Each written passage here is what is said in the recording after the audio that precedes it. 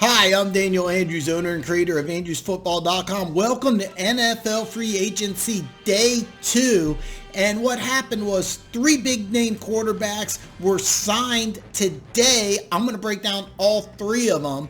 Now, if you're new to my channel and this is your first time here, welcome. This is the channel that talks football 365 days out of the year, 366 this year because it's a leap year. And by the way, if you want to know what's this guy know about football, check out the link below, my 2019 breakdown, preseason breakdown of the Carolina Panthers. I said Cam was going to be gone, Ron was going to be gone. Now, Cam technically still is with the team, but he's going to be gone probably in the next day or two. So listen, if you haven't done it yet, there's a button right around here. See it, see it, see it. Bam! Hit that button. Become one of the greatest people on planet Earth. Now, let's break down what Teddy Bridgewater signing with the Carolina Panthers means. First off, this is a home run of a signing here. Originally, the Panthers said that they were going to go with Cam Newton, and I was thinking to myself, he doesn't really fit into the style of offense that Matt Rule and Joe Brady are bringing to Carolina, but I was thinking, you know what? Maybe you want to draft a quarterback this year, maybe next year, maybe try to find one in free agency next year after you start rebuilding the team. Just roll with Cam for the first year. But Bridgewater is a perfect fit. If you're not familiar, Joe Brady was with the Saints and Teddy Bridgewater. Then he went to LSU, was LSU's passing game coordinator. So Matt Rule brought him in. He's going to run the offense. This is a perfect fit for Bridgewater coming in. He's already familiar with the scheme. He's already familiar with the offense. And I really think that Cam Newton's just a square peg in a round hole here. All right, he doesn't fit this offense at all.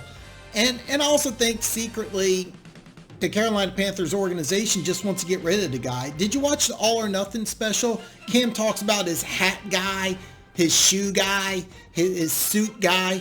You don't see him watching film. You don't see him talk about breaking down defenses because Cam Newton got by on athleticism because he could get by on athleticism.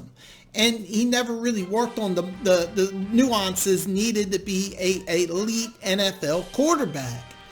Well, Teddy Bridgewater has all those things. You know, he had that horrible knee injury and he was gone for 2 years. He came back, went to the Saints, did everything the right way, and this is a perfect fit.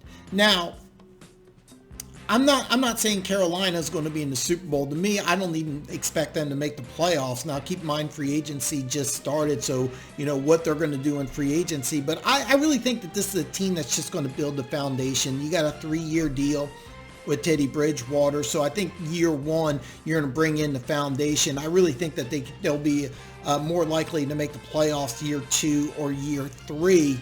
And keep in mind, they still have the 7th pick in the draft. I'm going to get back to my mock draft. I'm going to change the format a little bit. I'm going to go through picks 5 through 8. What I'm going to do is my videos are now going to do 4 picks all at once. That way I can get through the draft a lot faster, do a final mock draft, do another one, and I can also make videos on free agency as they work. So let's talk Phillip Rivers, Indianapolis, and what this means for the Colts. First, Indianapolis trades for DeForest Buckner. If you didn't know or you weren't aware, the Colts traded the 13th pick in the upcoming draft to San Francisco for DeForest Buckner. Him next to Justin Houston instantly improves his defense. So once this happened, I'm thinking with Brissett, you have a wild card team, maybe the AFC South favorite.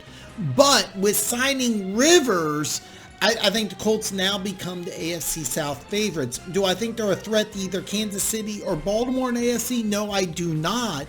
But you have to understand, with a Hall of Fame quarterback like Phillip Rivers and with Buckner on this defense, can you go into Arrowhead or go into Baltimore and have a shot to win in the playoffs? Absolutely you can. Now, with the 13th pick in the draft being gone, I was thinking, well, at 34 and 44, you could get a quarterback. You could get Jordan Love. Don't buy the top 10 hype of Jordan Love. I'm not buying it. I don't think you should either. And you also have Eason, and both those players could be available at 34. But I think what you're looking at with the 34 and the 44th pick in the draft, is that you could still trade up late first round. I think that the second pick, Minnesota has pick number 25. That's when you'll start hearing that's when you start hearing Indianapolis wanting to trade up. And here's what you could do. You could trade either the 34th and the 75th pick, the second and the third, to move up to that late first round pick, or you could maybe trade the second round pick 44 and 75 and get up there. That's where I think that you'll hear Indianapolis thinking about trading up. I'm higher on Eason than Love, but I've seen some hype on Love going as soon as top 10.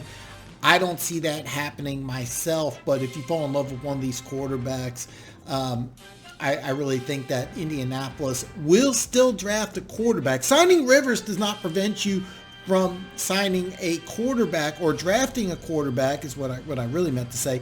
But signing Rivers makes you a contender in the AFC.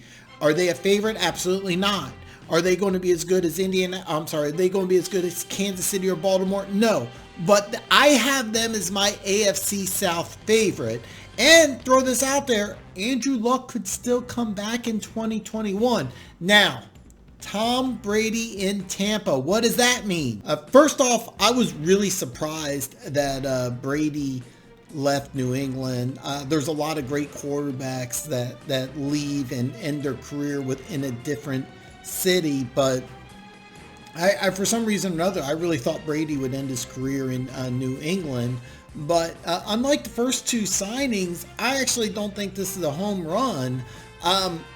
Arians is an awesome coach. He did some great things with Carson Palmer and Ben Roethlisberger, but both those quarterbacks were big-armed quarterbacks. Brady's not. Brady's a guy who wins with intelligence, film study. He's more of a surgeon out there than a guy with a big arm. If you watch Aaron's offense, now, Winston did throw 30 interceptions. We also threw for 5,000 yards. That's a very small list of people that have done that. With Brady, I really don't see him being an Arians guy. I know the owner of Tampa Bay was big on Brady.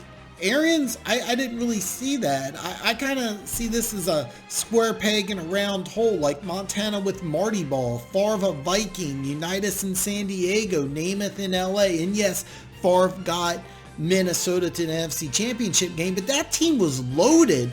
The Tampa Bay, to me, isn't loaded. Now, they have some good pieces.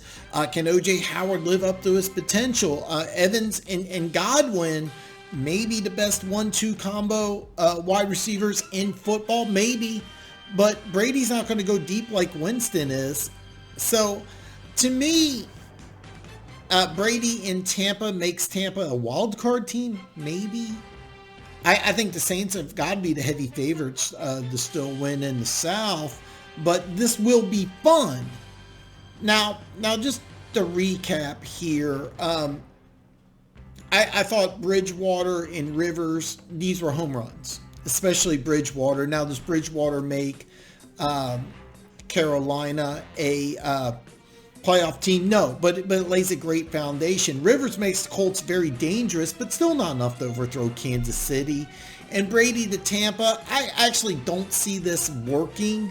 Now, if Brady stays in for 2 years, if he sticks around in 2021, that's where I think that Tampa could be dangerous. But for this year, I think a wild card would be the absolute ceiling. So listen, I hope you enjoyed the video. Share with your friends if you liked it. Put the comments in below. Tomorrow, picks 5 through 8. I'll see you tomorrow.